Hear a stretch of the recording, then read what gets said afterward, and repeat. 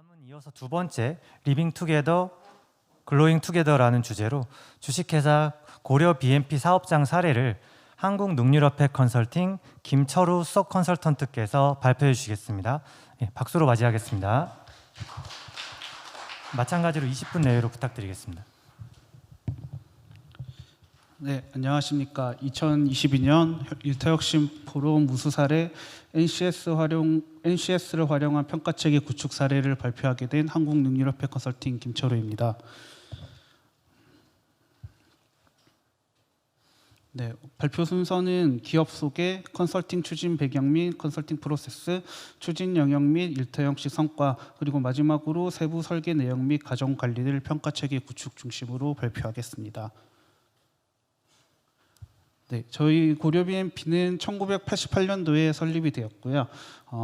현재 매출은 연간 약 400억 규모로 고용 인원은 141명, 그리고 장기 근속률은 8.8년으로 같은 비슷한 규모의 기업들이 한 3.5년에서 4년 사이에 비해서 높은 장기 근속률을 자랑합니다. 그리고 2010년에는 고용노동부로부터 노사문화 우수 기업 인증을 받았고요. 최근에는 충청남도로부터 유망 중소기업에 선정되기도 하였습니다. 현재 국내 국외를 포함해서 특허는 약 27건 보유하고 있고 현재 16건 진행 중이며 상표권까지 더했을 경우에 87건의 특허 및 상표권을 보유하고 있습니다.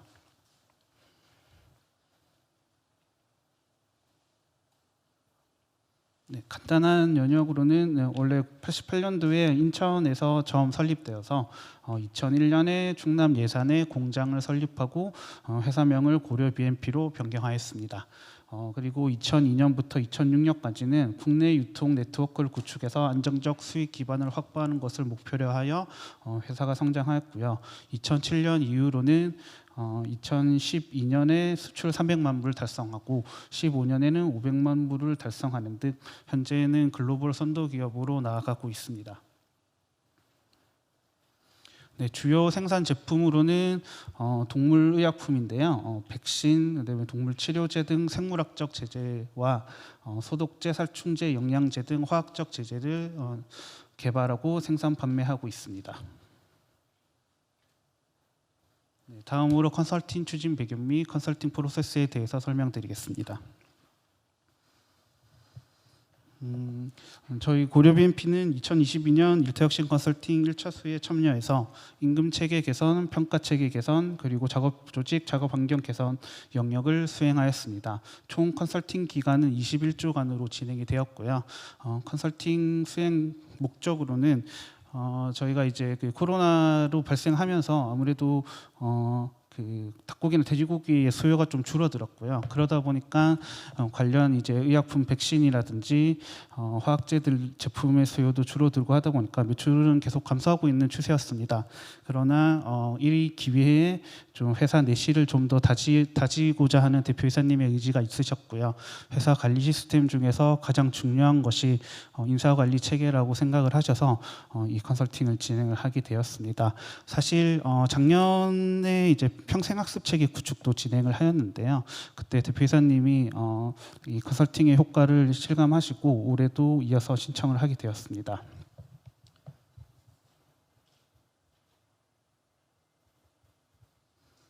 네, 그리고 올해 신청 영역은 인사관리 중에서도 가장 핵심이라고 할 수 있는 평가체계 구축과 임금체계 개선을 신청을 하셨고 지금 현재 올해부터 중대재해처벌법을 적용을 받다 보니까 산업안전 보건 이슈 등에 대해서도 한번 점검을 하고 직원들이 능동적으로 안전과 위생을 관리할 수 있는 그런 시스템을 구축하고자 해당 영역을 신청하게 되었습니다.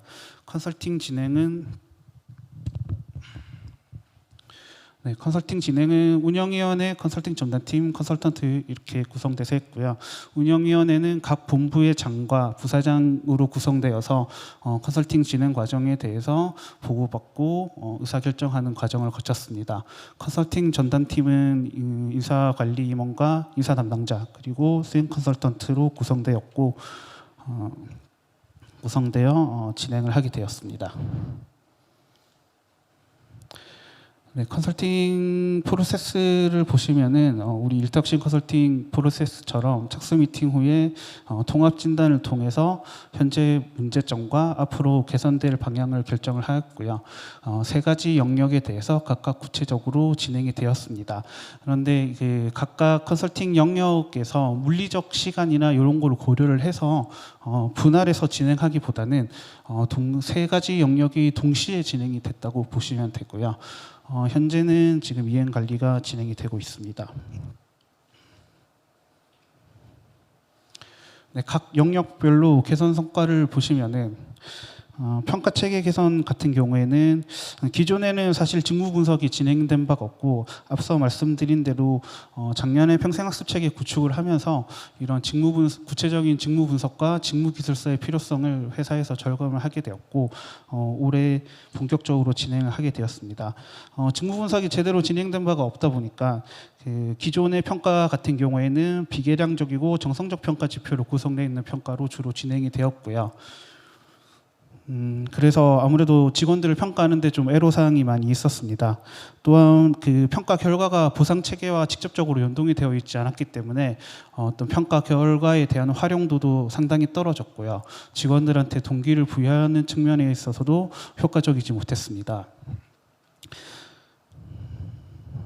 그리고 그 작업 환경, 작업 조직 개선 같은 경우에는 앞서 말씀드린 대로 산업원전 체계 전반에 대해서 한번 점검을 하는 계기가 되었고 직원들이 참여적 작업 조직이나 우수 아이디어 제안 제도를 통해서 직원들이 능동적으로 참여할 수 있는 그런 환경으로 개선을 하였습니다.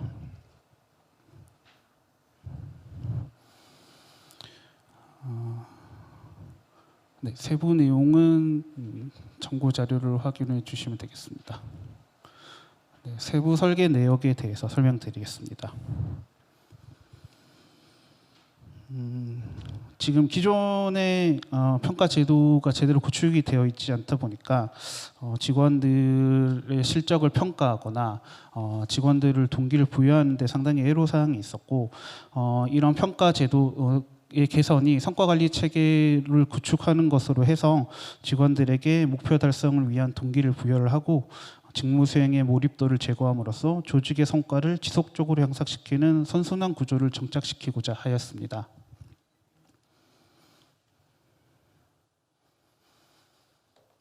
네, 우선 직무 분석과 관련해서 설명드리겠습니다.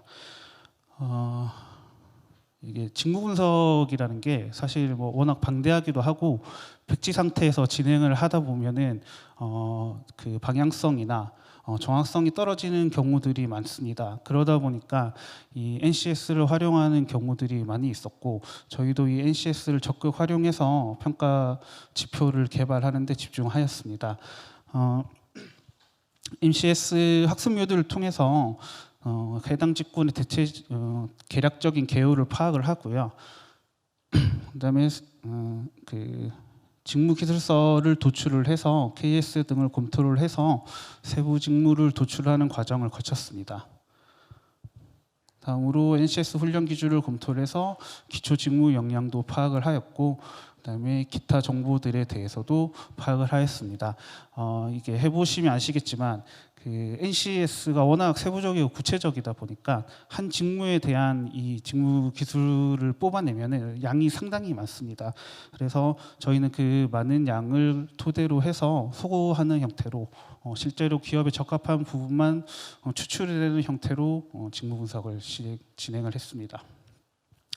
네, 직무 분석 구체적인 과정은 앞에 보신 그 NCS를 통해서 인사 담당자하고 부서별로 이런 직무 분석, 직무 기술서에 대한 기초적인 데이터를 도출해낸 다음에 현장 방문해서 그 작업하는 현장을 관찰을 하거나 그다음에 해당 각 직무별로 전문가들을 선정을 해서 전문가를 상대로 인터뷰를 진행하면서 앞서 말씀드린 대로 그 NCS를 통해서 구축된 직무 기술서에서 그 현장에 맞지 않는 내용을 소거하는 형태로 직무 기술서 작성을 진행을 하였습니다.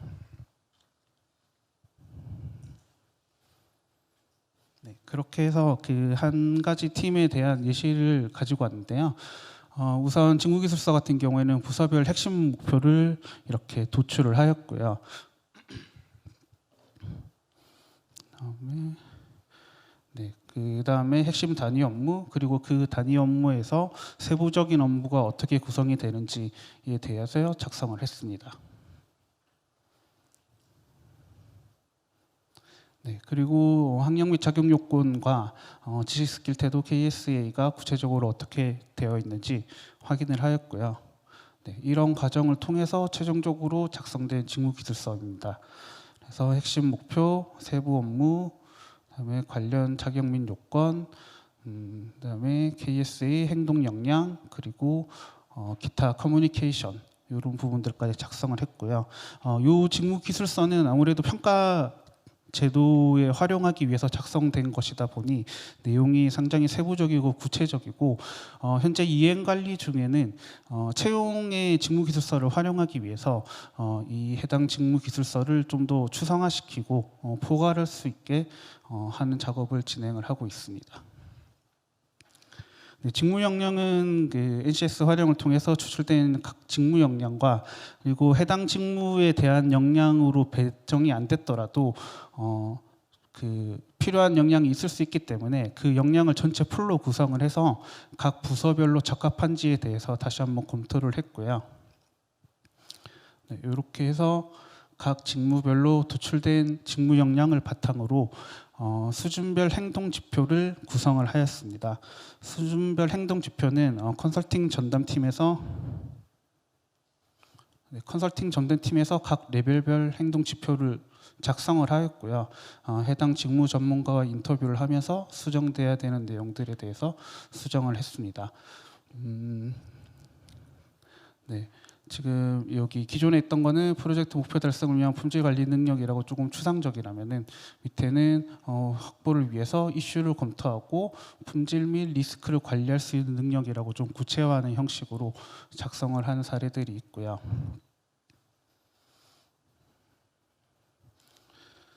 그리고 지금 레벨 4가 가장 높은 단계의 역량인데 기존 작성됐던 거는 그 보장할 수 있는 품질을 보장할 수 있는 검증 활동을 할 수 있다에 그쳤다면은 개선된 것에 대해서는 전 과정에 대해서 신뢰성과 정확성을 확보하여 건강 검증 결과를 보증한다라는 형태로 조금 구체화하는 작업들을 진행을 했습니다.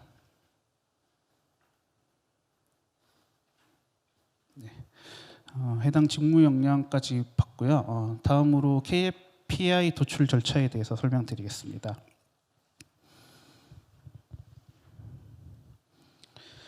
업적 지표 같은 경우에는 우선 핵심 업무를 선정을 하고 그다음에 핵심 성공 요인을 도출한 다음 각 핵심 성과 지표 풀을 작성을 하는 형태로 진행이 되었습니다.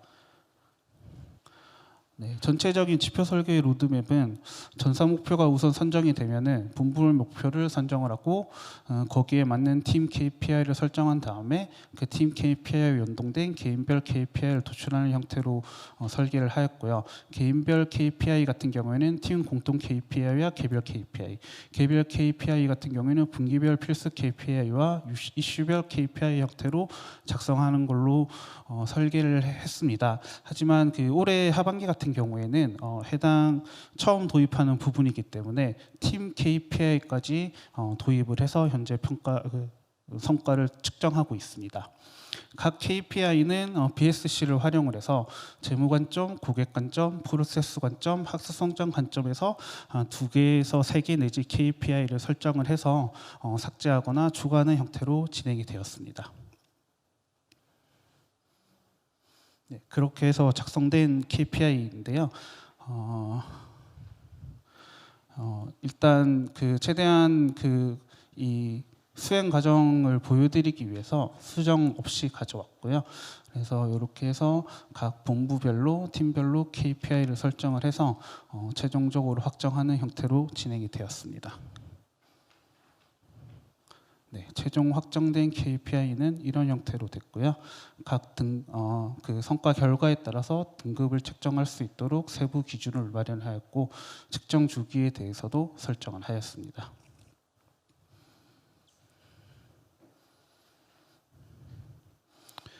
평가 프로세스 같은 경우에는 기존에는 연 1회 진행되던 거를 반기별 평가에서 합상하는 것으로 변경하였고요.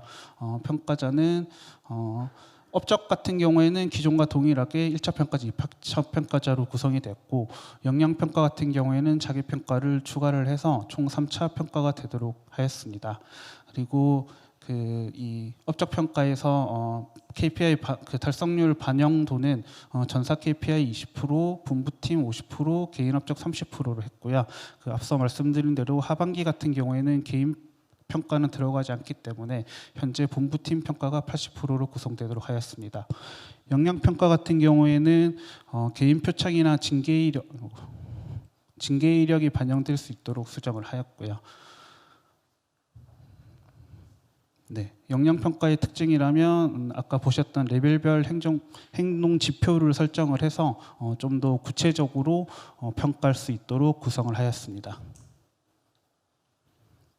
네, 그리고 기존에는 이의 신청 제도가 없었는데 이의 신청 제도를 도입을 해서 직원들이 평가 결과에 대해서 받아들이는 수용성을 높일 수 있도록 하였습니다.